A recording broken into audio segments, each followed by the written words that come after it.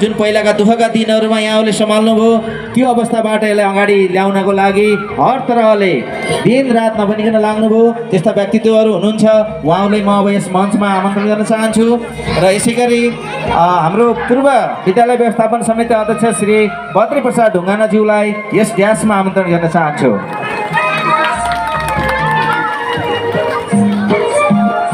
यसै गरी आसन ग्रहणकै क्रमलाई अगाडि बढाउन चाहन्छु। विद्यालय व्यवस्थापन समितिका पूर्व विद्यालय व्यवस्थापन समितिका अध्यक्ष श्री भीमसेन ढकालज्यूलाई पनि म यस मञ्चमा आमन्त्रण गर्न चाहन्छु।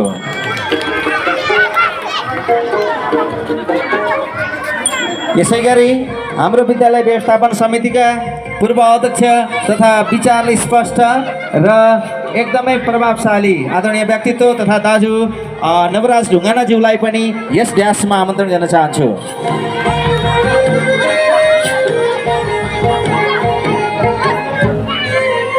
नवराज ढुङ्गानाज्यू अगाडि ड्यासमा आइदिनु होला र यसपछि मैले यसै विद्यालयका पूर्व विद्यालय व्यवस्थापन समितिका अध्यक्ष आदरणीय दाजु बाबुराज खतिवडाज्यूलाई पनि यस मञ्चमा आमन्त्रण गर्न चाहन्छु।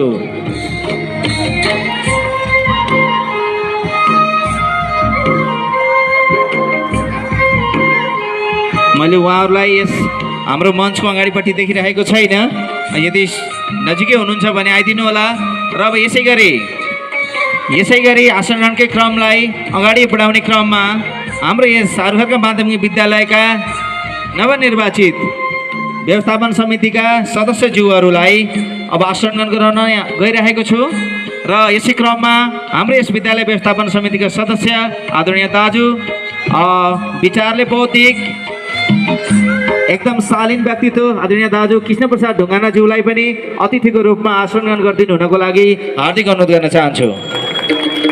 यसै गरी विद्यालय व्यवस्थापन समितिका सदस्य आदरणीय दाजु सानुकान्छा तामाङज्यूलाई पनि अतिथिकै रूपमा आसन ग्रहण गरिदिनु हुनको लागि हार्दिक अनुरोध गर्न चाहन्छु। यसै गरी विद्यालय व्यवस्थापन समितिका सदस्य आदरणीय सम्मु तामाङज्यूलाई पनि अगाडि ड्यासमा आई अतिथिको रूपमा आसन ग्रहण गरिदिनु हुनको लागि हार्दिक अनुरोध गर्न चाहन्छु।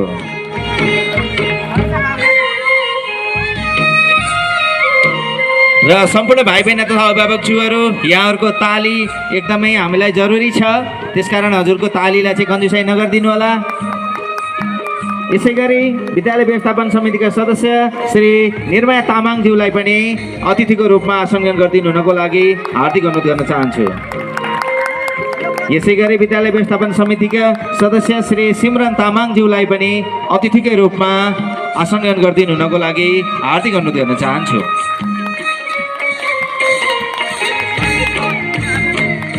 यसै गरी अतिथिकै रूपमा शिक्षक अभिभावक सङ्घको अध्यक्ष श्री सुरेन्द्र तामाङज्यूलाई पनि म अगाडि ड्यासमा अतिथिकै रूपमा आसन ग्रहण गरिदिनु हुनको लागि हार्दिक अनुरोध गर्न चाहन्छु।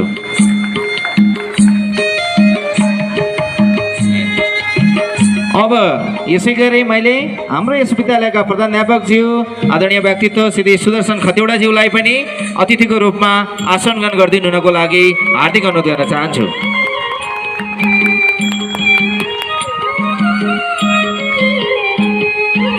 अब यसै गरी यस आरुखर्क माध्यमिक विद्यालय यहाँसम्म आउँदा थुप्रै चरणहरू पार गरिसकेको छ। यो हामीले बारम्बार भनिरहनु पर्दैन, किनभने यहाँहरू समक्ष सबै यहाँहरू भुक्तभोगी हुनुहुन्छ। यहाँहरूले उठाएको पहिलाको जुन सहयोग, जुन चन्दा, जुन जग्गादाताहरू हुनुहुन्छ, यहाँहरूको एकदमै ठुलो योगदान रहेको छ। किनभने जुन जगमा, जुन स्टार्टिङ टाइममा तपाईँहरूले जुन सहयोग गर्नुभयो, जुन भूमिका खेल्नुभयो, जुन आर्थिक अभाव हुँदा 2-4 हजार पैसा पनि नहुँदा पनि त्यो समयमा लगानी गरेर जुन विद्यालयको लागि तपाईँहरूले जुन महत्त्वपूर्ण भूमिका खेल्नुभयो, जुन सहयोग गर्नुभयो, त्यो हाम्रो विद्यालयले कदापि बिर्सिने छैन। यस हाम्रो व्यवस्थापन समिति तथा विद्यालय परिवार त्यो कुराप्रति जहिले पनि विज्ञ रहेको छ, जहिले पनि सजग रहेको छ र यहाँहरूको मार्गदर्शन हाम्रो लागि एकदम पथ प्रदर्शक भनेर रहिरहनेछ। यो हामीले चाहिँ यहाँहरूलाई सधैँ भनिरहेकै छौँ।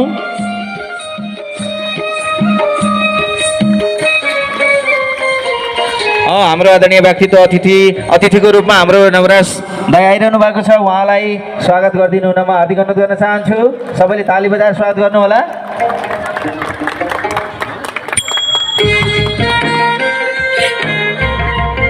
यसै गरी विद्यालय विशुद्ध शैक्षिक संस्था हो। यसमा हरेक राजनीतिक दल सङ्घ सङ्गठनहरूको पनि भूमिका महत्त्वपूर्ण हुन्छ। त्यसकारण पनि हामीले राजनीतिक गर्ने ठाउँको रूपमा होइन, यसलाई विद्यालयलाई केवल शिक्षालाई विकसित गर्नको लागि पनि राजनीति नै गर्नुपर्छ। फेरि शिक्षा र राजनीति भनेको दुईवटा जोडिएको विषय हो।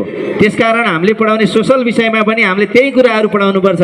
तर त्यो भन्दै गर्दा विद्यालयमा राजनीति गर्ने भने चाहिँ होइन, तर राजनीति गर्ने जुन राजनीतिक कर्मीहरू हुनुहुन्छ, राजनीतिक दलका प्रतिनिधिज्यूहरू हुनुहुन्छ, उहाँले यस विद्यालयमा ल्याउने आर्थिक सहयोग, यहाँको चाहिँ जग्गाको लागि, विद्यालयको भवनको लागि पार्ने योगदान कहिले पनि हामीले बिर्सन सक्दैनौँ। त्यसकारण म अब हाम्रा राजनीतिक दलका प्रतिनिधिज्यूहरूलाई आसन ग्रहण गराउन गइरहेको छु र यसै क्रममा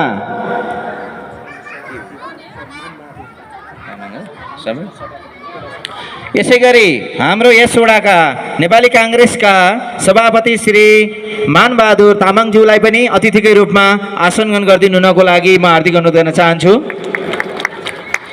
यसै गरी नेकपा एमालेको हाम्रो वडा नम्बर 1 को अध्यक्ष श्री मोहन तामाङज्यूलाई पनि अतिथिको रूपमा आसन ग्रहण गरिदिनु हुनको लागि म हार्दिक अनुरोध गर्न चाहन्छु। यसै गरी माओवादीका अध्यक्ष श्री कृष्ण प्रसाद ढुङ्गानाज्यूलाई पनि अतिथिकै रूपमा आसन ग्रहण गरिदिनु हुनको लागि हार्दिक अनुरोध गर्न चाहन्छु।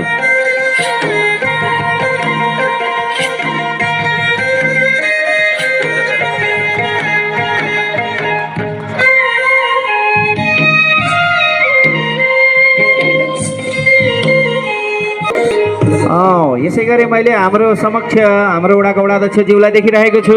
कृपया हाम्रो यस वडाका वडाध्यक्ष हार्दिक अनुरोध गर्न चाहन्छु।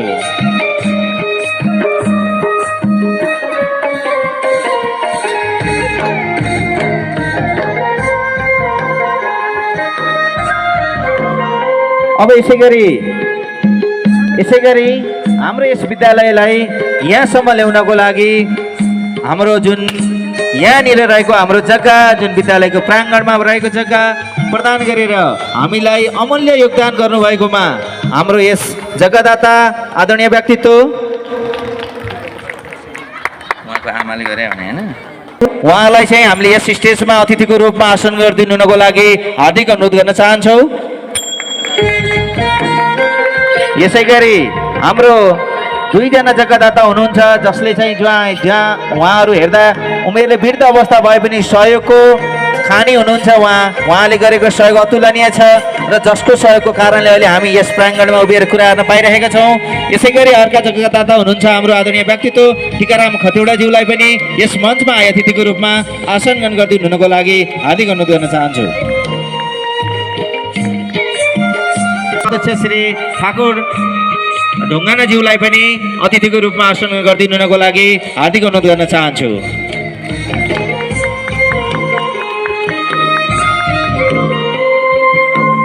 र विशेष गरी हाम्रो यस विद्यालय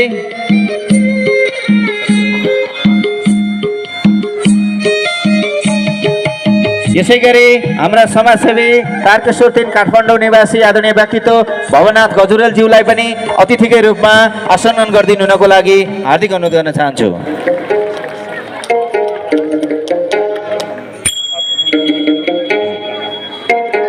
यसै गरी अतिथिकै रूपमा समाजसेवी तथा बौद्धिक व्यक्तित्व आदरणीय व्यक्ति रामेश्वर ढकालज्यूलाई पनि अतिथिकै रूपमा आसन ग्रहण गरिदिनु हुनको लागि हार्दिक अनुरोध गर्न चाहन्छु।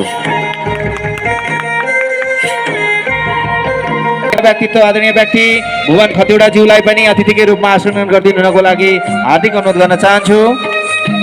यसको साथसाथै हाम्रो खतिवडा सेवा समाजका अध्यक्ष तथा हाम्रो यस आर्थिक समाजका हाम्रो यस मूल आयोजक समिति, यो स्वर्ण जयन्ती मूल आयोजक समिति समारोहका आर्थिक संयोजक आदरणीय व्यक्तित्व विकास खतिवडाज्यू जुन युवा विचारले युवा व्यक्तित्व हुनुहुन्छ, उहाँलाई पनि अतिथिको रूपमा आसन ग्रहण गरिदिनु हुनको लागि हार्दिक अनुरोध गर्न चाहन्छु।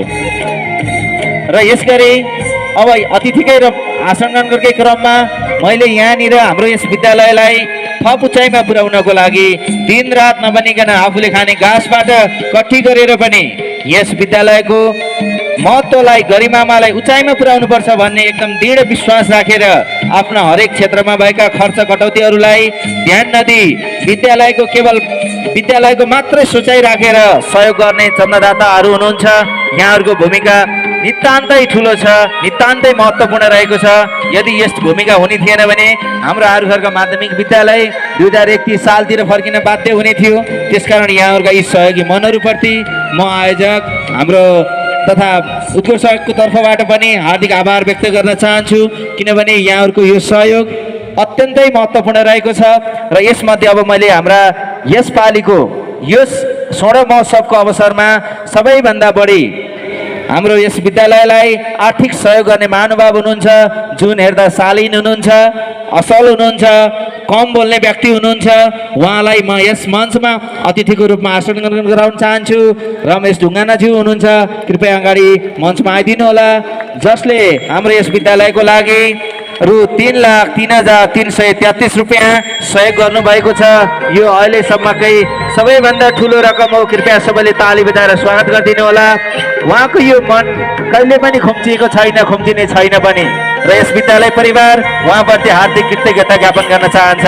र यहाँहरू जस्ता यस्ता सोच भएका असल विचार र बौद्धिक व्यक्तित्व हाम्रो विद्यालयको लागि र समग्र समाज परिवर्तनको लागि एउटा राम्रो कुरा हुन सक्छ, राम्रो विचार हुन सक्छ। त्यसकारण हामीले उहाँलाई हार्दिक हार्दिक नमस्कार गर्न चाहन्छौँ। र हाम्रो अतिथिको रूपमा आसन ग्रहण गरिदिनु हुनको लागि पनि म हार्दिक